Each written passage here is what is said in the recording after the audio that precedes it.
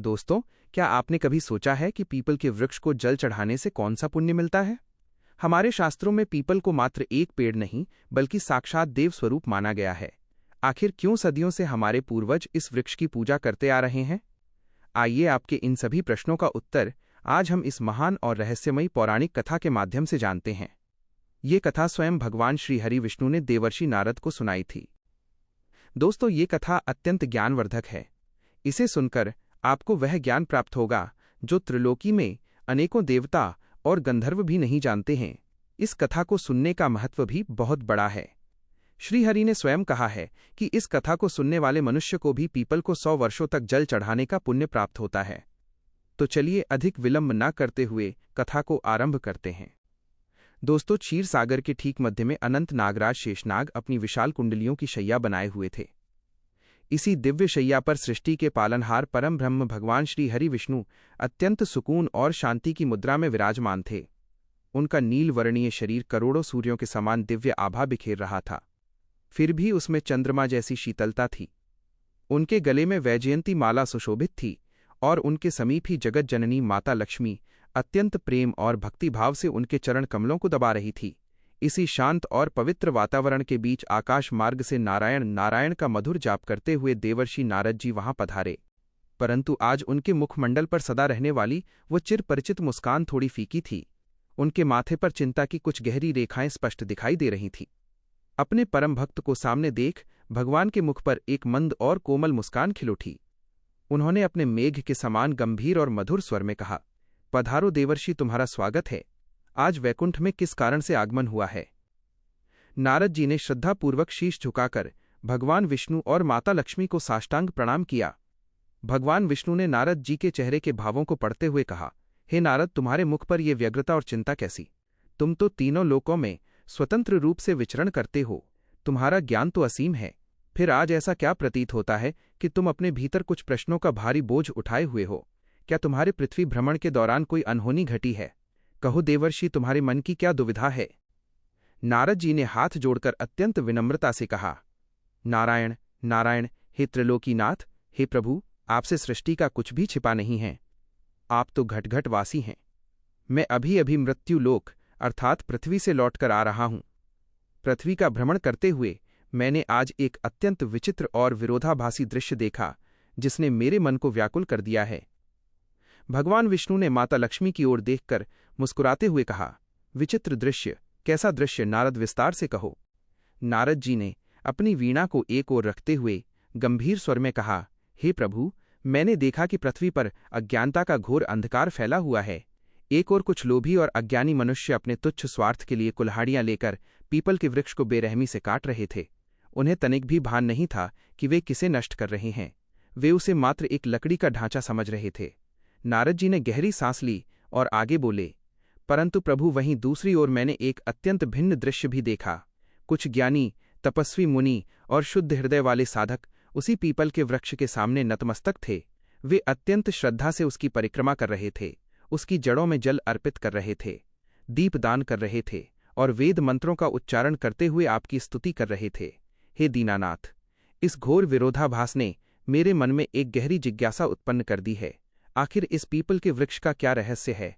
यह वृक्ष इतना पवित्र क्यों है कि तपस्वी इसे देवतुल्य मानकर पूजते हैं, और जिन्हें इसका ज्ञान नहीं है वे इसे काटने का महापाप क्यों करते हैं? कृपा करके मुझे पीपल के वृक्ष की महिमा और इसे जल चढ़ाने के महत्व के विषय में विस्तार से बताइए, ताकि मैं आपके इस दिव्य ज्ञान को संसार में फैला सकूं और अज्ञानी मनुष्यों का उद्धार कर सकूं। भगवान विष्णु के मुख पर एक अत्यंत कोमल और रहस्यमयी मुस्कान खिल उठी। उन्होंने अपना दाहिना हाथ अभय मुद्रा में उठाया और अपने मधुर लेकिन ब्रह्मांड को गुंजा देने वाले स्वर में बोले, हे देवर्षि नारद, तुम्हारा प्रश्न अत्यंत महत्वपूर्ण है और लोक कल्याण की भावना से प्रेरित है। ध्यान से सुनो। मैं तुम्हें पीपल के वृक्ष के महत्व और उसकी महिमा से जुड़ी एक अत्यंत मार्मिक और रहस्यमयी कथा सुनाता हूं। ये कथा स्पष्ट करेगी कि ये वृक्ष कितना चमत्कारी है। नारद जी एकाग्रचित होकर बैठ गए। भगवान विष्णु ने कहना आरंभ किया, हे नारद, पूर्व काल की बात है। मृत्युलोक में एक अत्यंत निर्धन व्यक्ति निवास करता था, जिसका नाम हरिदास था। हरिदास स्वभाव से तो बहुत ईमानदार और परिश्रमी था, लेकिन उसका जीवन अत्यंत दारुण दुखों और कठिनाइयों से भरा हुआ था। वो जंगल से सूखी लकड़ियां काटता उन्हें शहर के बाजार में बेचता और उसी से जो चंद सिक्के मिलते उनसे अपने परिवार का भरण पोषण करता था। हरिदास का परिवार बड़ा था। घर में उसके बूढ़े और बीमार माता पिता थे। उसकी एक पतिव्रता पत्नी गायत्री थी और 3 छोटे छोटे भूखे बच्चे थे। हरिदास दिन रात हाड़तोड़ मेहनत करता, फिर भी कई बार ऐसा होता कि बच्चों को आधी रोटी खाकर या भूखे पेट ही सोना पड़ता। उसकी पत्नी गायत्री अक्सर फटे पुराने कपड़ों में अपने बच्चों का मुख देखकर एकांत में आंसू बहाती थी। हरिदास के जीवन में इतनी भागदौड़ और भूख की चिंता थी कि उसके घर में कभी किसी देवता के नाम का दीपक नहीं जला। उसे धर्म, कर्म, शास्त्रों और पूजा पाठ के विषय में कुछ भी ज्ञान नहीं था। उसका धर्म केवल अपने परिवार का पेट पालना था। एक दिन की बात है। ग्रीष्म ऋतु का समय था। सूर्य देवता आग उग रहे थे। हरिदास सुबह सुबह ही अपनी कुल्हाड़ी कंधे पर रखकर जंगल की ओर निकल पड़ा। उस दिन उसका भाग्य उसका साथ नहीं दे रहा था। वो सुबह से दोपहर तक जंगल के एक कोने से दूसरे कोने तक भटकता रहा, लेकिन उसे एक भी सूखा पेड़ नहीं मिला जिसकी लकड़ियां वो काट सके। दोपहर ढलने लगी थी। सूर्य की प्रचंड गर्मी और भूख प्यास से हरिदास का कंठ सूखने लगा था। उसके पैरों में कांटे चुभ गए थे। शरीर पसीने से लथपथ था। उसे घर पर भूख से बिलखते अपने बच्चों का स्मरण हो आया। चिंता और निराशा ने उसे घेर लिया। यदि आज मैं खाली हाथ लौटा तो मेरे बूढ़े माता पिता और मासूम बच्चे भूख से तड़प तड़प कर मर जाएंगे। मुझे कुछ भी करके आज लकड़ियां ले जानी ही होंगी। ऐसा विचार कर वो विवशता में जंगल के उस भयानक और गहरे हिस्से में प्रवेश कर गया जहां खूंखार जंगली जानवरों का वास था। वो जंगल का सबसे डरावना हिस्सा था। वहां सूरज की रोशनी भी धरती तक नहीं पहुंच पाती थी। बहुत देर तक भटकने के बाद अचानक हरिदास के कदम रुक गए। उसकी थकी हुई आंखों में एक चमक आ गई। उसने देखा कि सामने एक विशालकाय और हरा भरा वृक्ष खड़ा था। वह वृक्ष कोई साधारण पेड़ नहीं लग रहा था। उसकी शाखाएं मानो आकाश को चूम रही थीं और उसकी गहरी जड़ें धरती को जकड़े हुए थीं। उस वृक्ष से एक अजीब सी शांति और ठंडी हवा आ रही थी। वो एक प्राचीन पीपल का वृक्ष था। हरिदास के मन में स्वार्थ और अज्ञान ने जन्म लिया। उसने सोचा, वाह, कितना विशाल वृक्ष है। इसकी लकड़ियां तो हफ्तों तक बिकेंगी। यदि मैं इसकी कुछ मोटी शाखाएं काट लूं तो आज ही नहीं, कई दिनों तक मेरे परिवार को भूखा नहीं रहना पड़ेगा। बिना कुछ सोचे समझे हरिदास ने अपनी कुल्हाड़ी को मजबूती से दोनों हाथों में थामा। वह उस दिव्य वृक्ष के पास गया। उसने वृक्ष के तने को देखा, गहरी सांस ली और पूरी ताकत से कुल्हाड़ी को हवा में ऊपर उठाया। जैसे ही वह वृक्ष पर पहला प्रहार करने वाला था, तभी पूरे जंगल में एक भयंकर और गर्जनापूर्ण आवाज गूंज उठी। वो आवाज किसी मनुष्य की नहीं, बल्कि एक रहस्यमयी स्त्री की प्रतीत हो रही थी। रुक जाओ मूर्ख मनुष्य, ठहरो। तुम ये क्या अनर्थ करने जा रहे हो? आवाज इतनी तेज थी कि हरिदास के हाथ से कुल्हाड़ी छूटकर जमीन पर गिर पड़ी। वो थरथर कांपने लगा। उसने भयभीत होकर चारों ओर देखा, लेकिन उसे कोई दिखाई नहीं दिया। पूरा जंगल शांत था। अगले ही क्षण हरिदास की आंखें फटी की फटी रह गईं। उसने देखा कि पीपल के वृक्ष की उन विशाल जड़ों के बीच से एक अत्यंत भयानक काले रंग का नाग बाहर निकल रहा है। उस नाग की लाल आंखें धधकते हुए अंगारों के समान चमक रही थीं।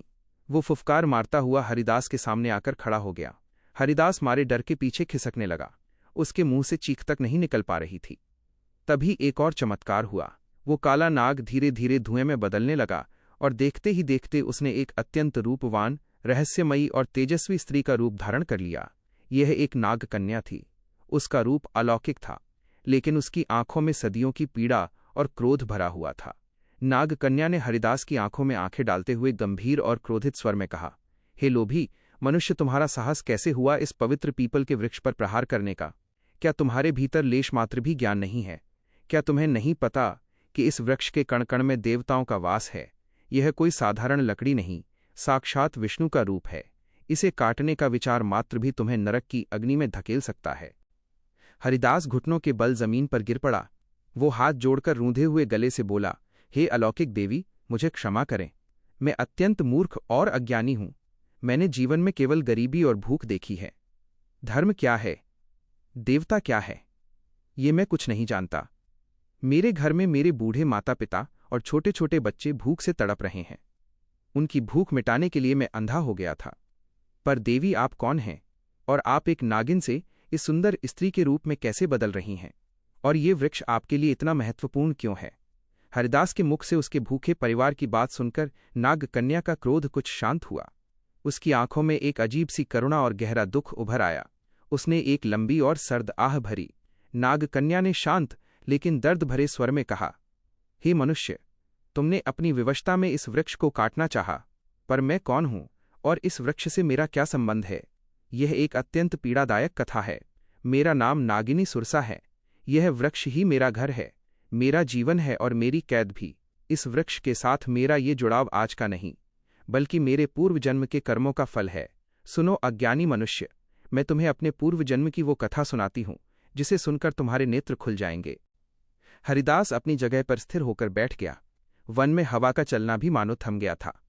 नाग कन्या ने शून्य में देखते हुए अपनी कथा आरंभ की। हे मनुष्य, यह मेरे पिछले जन्म की बात है। उस जन्म में नागिन नहीं, बल्कि एक सुंदर और गुणवान स्त्री थी। मेरा नाम सुमति था। मैं एक बहुत ही धनी और प्रतिष्ठित वैश्य के घर पैदा हुई थी। मैंने बचपन से ही सुख, संपत्ति और वैभव देखा था। मेरे पिता ने मेरा विवाह अत्यंत धूमधाम से एक दूसरे नगर के एक बड़े व्यापारी के पुत्र से किया था। मेरे पति का नाम धर्मपाल था। नाग कन्या की आंखों से एक आंसू छलक पड़ा। वो बोली, मेरे पति धर्मपाल नाम के अनुरूप ही थे। वे अत्यंत धर्मनिष्ठ, दयालु, पुण्यात्मा और ज्ञानी पुरुष थे। उनका अनाज और मोतियों का बहुत बड़ा व्यापार था, लेकिन उनके मन में कभी धन का लालच नहीं रहा। उनका जीवन सादा था। वे प्रातःकाल उठकर देवताओं की पूजा करते, गरीबों को दान देते और सत्य के मार्ग पर चलते थे। परंतु मैं उनके गुणों के बिल्कुल विपरीत थी। धनी पिता की लाडली होने के कारण मेरे भीतर अत्यंत अहंकार और घमंड भर गया था। मेरा स्वभाव स्वार्थी, क्रोधी और चंचल था। मुझे धर्म, कर्म, पूजा पाठ और दान पुण्य से चिढ़ होती थी।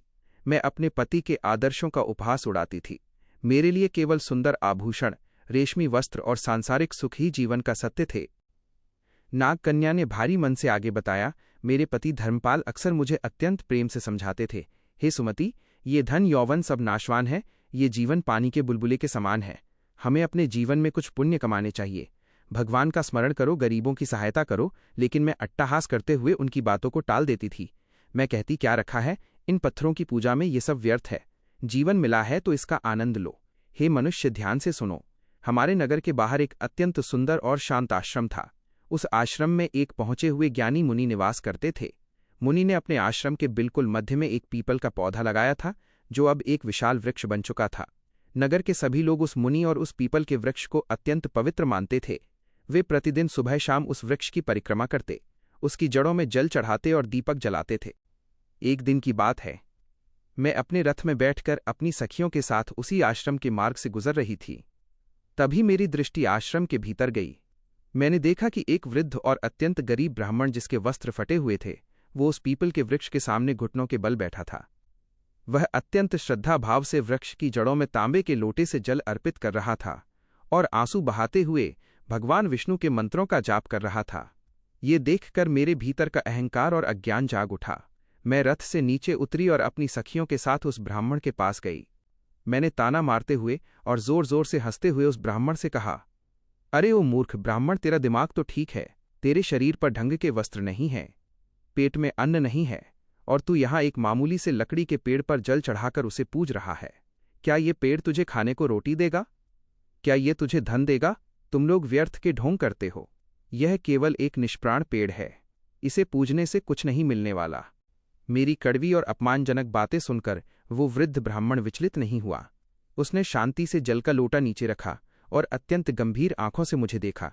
उसने कहा, हे देवी, तुम रूपवती और धनवान अवश्य हो, किंतु तुम्हारे भीतर ज्ञान का भयानक अंधकार है। जिस वृक्ष का तुम अपमान कर रही हो, यह कोई साधारण पेड़ नहीं है। यह देव वृक्ष पीपल है। इसके मूल में स्वयं भगवान विष्णु विराजते हैं। इस वृक्ष को श्रद्धा से जल चढ़ाने से मनुष्य के सभी पाप नष्ट हो जाते हैं, पितृ प्रसन्न होकर आशीर्वाद देते हैं और दरिद्रता का नाश होता है। तुम्हारा अहंकार तुम्हें अंधा कर रहा है। उस ब्राह्मण की बातों ने आग में घी का काम किया। मेरा क्रोध 7वें आसमान पर पहुंच गया। मैं अपनी सुधबुध खो बैठी। मैंने चीखते हुए कहा, देखती हूं कि तुम्हारा ये देवता का पेड़ मेरा क्या बिगाड़ लेता है और तुम्हें क्या दे देता है। यह कहते हुए, हे मनुष्य, मेरे जीवन की सबसे भयानक भूल हुई। मैंने आवेश में आकर अपना पैर उठाया और उस पवित्र पीपल के वृक्ष के तने पर पूरी ताकत से एक लात मार दी। नाग कन्या की आवाज कांपने लगी और वो रो पड़ी। हे हरिदास, जैसे ही मेरा पैर उस देव वृक्ष से टकराया, उसी क्षण ब्रह्मांड उलट गया। मेरे पैर में ऐसा लगा जैसे किसी ने खौलता हुआ तेल डाल दिया हो। वो जलन मेरे पूरे शरीर में फैलने लगी। मैं दर्द से चीखने लगी। मेरी सखियों डरकर भाग गई। और फिर मैंने देखा कि मेरे सुंदर वस्त्र गायब हो रहे हैं। मेरे हाथ पैर सिकुड़ने लगे, मेरी त्वचा काली और खुरदरी होने लगी, मेरा शरीर धरती पर रेंगने लगा। मात्र कुछ ही क्षणों में उस पवित्र वृक्ष का अपमान करने के पाप के कारण मैं एक सुंदर स्त्री से एक भयानक काली नागिन बन गई। नागन्या की व्यथा सुनकर हरिदास का हृदय कांप उठा, उसके रोंगटे खड़े हो गए। नागन्या ने सिसकते हुए आगे कहा, मैं नागिन के रूप में धूल में लौटने लगी और पीड़ा से फुफकारने लगी। मेरी चीख पुकार सुनकर वे आश्रम वाले सिद्ध मुनि अपनी कुटिया से बाहर आए। वे त्रिकालदर्शी थे, उन्हें तुरंत सब समझ आ गया।